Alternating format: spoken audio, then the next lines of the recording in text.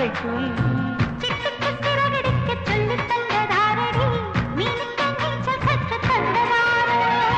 மேகத்தில் வீடு கட்டி வாழலாம் வாழலாம், மின்னலில் கூரை பின்னி போடலாமா?